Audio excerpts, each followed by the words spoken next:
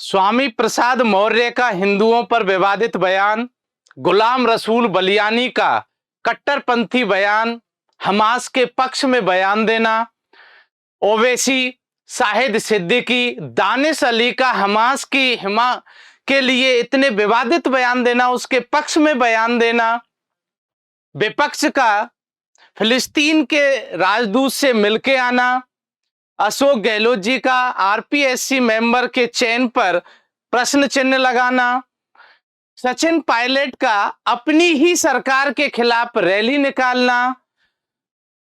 ये नमस्कार, मैं आपका दोस्त ब्रिजेंद्र चौधरी साइको स्पिरिट पर आप सभी का स्वागत करता हूं। आज चर्चा का विषय है कि नेता क्यों देते हैं विवादित बयान। देखो, पॉलिटिकल साइकोलॉजी की जो स्टडी कहती है उसके कुछ कारण होते हैं, अचानक ये बयान नहीं देते, प्लान्ड होते हैं। क्या क्या कारण हैं उनकी आज के वीडियो में हम चर्चा करेंगे। देखो, जो माना गया है कि नेताओं की सोच और उनके विचार, विपक्ष का फिलिस्तीन के राजदूत से मिलना, इजराइल पर आक्रमण होता है लेकिन उस पर अपना कोई बयान नहीं देना।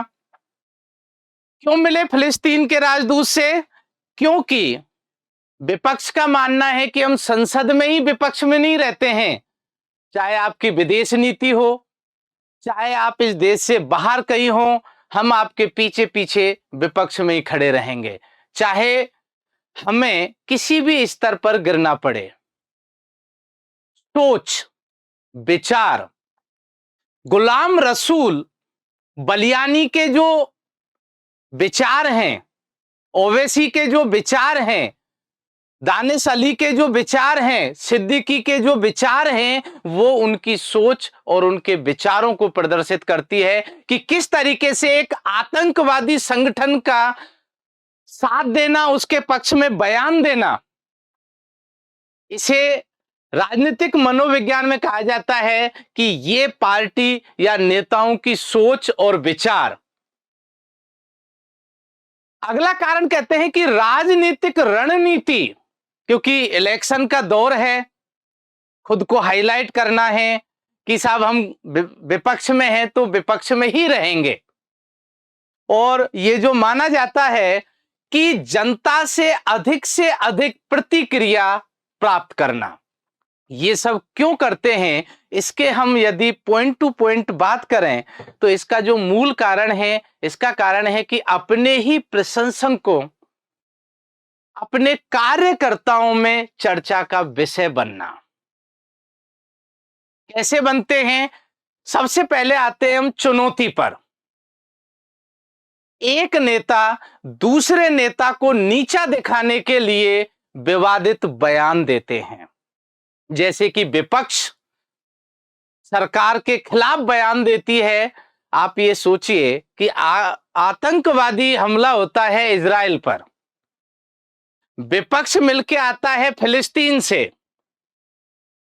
विपक्ष ने यह कहीं भी नहीं कहा कि इजराइल पर जो अटैक हुआ वो आतंकवादी घटना थी, यानी कि हम नीचा ही दिखाएंगे, हम विपक्ष में ही रहेंगे। दूसरा, पार्टी या संगठन का दबाव, जैसे अभी राजस्थान में टिकट वितरण हुआ, यहां से जिस कैंडिडेट को टिकट मिला उसके खिलाफ जो दावेदार व्यक्ति थे उनके विवादित बयान और फिर अपने ही बयानों से पलट जाना, जैसे कि नरपत सिंह राजवी जी के द्वारा दिया कुमारी के खिलाफ बयान और अगले दिन सफाई पेश करना कि इस तरीके से कोई बयान नहीं दिया गया। ये क्या है? ये पार्टी या संगठन का दबाव है। चुनावी रणनीति, स्वयं को चर्चा का विषय बनाए रखना। स्वयं को कैसे चर्चा का विषय बना सकते हैं, इसका सबसे अच्छा उदाहरण है राजेंद्र गुढ़ादी के जो द्वारा लाल डायरी का प्रकरण लाना। उसी पार्टी के, उसी सरकार में मंत्री पिछले 5 सालों से सरकार के साथ, और जैसे ही चुनाव नजदीक आने हुए, एक लाल डायरी का जिनकी इसमें भ्रष्टाचार के आंकड़े हैं, इसमें यह है, इसमें वो है, अनेक तरीके की चीजें। ये क्या है? चुनावी रणनीति, ताकि अपने कार्यकर्ताओं को ये सिद्ध कर सके कि अगर सरकार सही नहीं है लेकिन मैं सही हूं।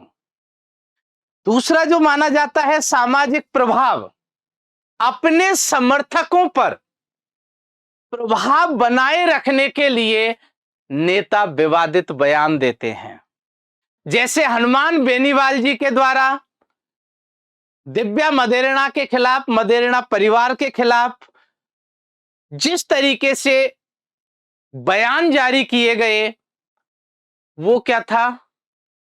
अपने कार्यकर्ताओं में अपनी प्रशंसा कराना। उससे पहले कभी भी याद नहीं आई उनको। राजनीतिक रणनीति, जब चुनावी दौर होता है, चीजें बदलती हैं।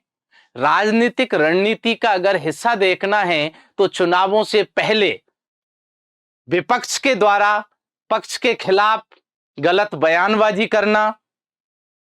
दोनों पार्टियों में एक अजीब सा डर रहता है, जिसे कहते हैं ना असंगत भय, कि मैं इससे ऊपर, मैं इससे ऊपर, क्योंकि विवादित बयान देने से वो चर्चा का विषय बनते हैं। जैसे अशोक गहलोत जी के द्वारा आरपीएससी सदस्यों के चयन करने के बाद खुद ही अपने चयन पर प्रश्न चिन्ह लगाना, राजनीतिक रणनीति के तहत उन्होंने ऐसा किया था।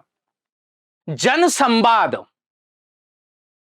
कई बार आप देखते हैं, कभी अरविंद केजरीवाल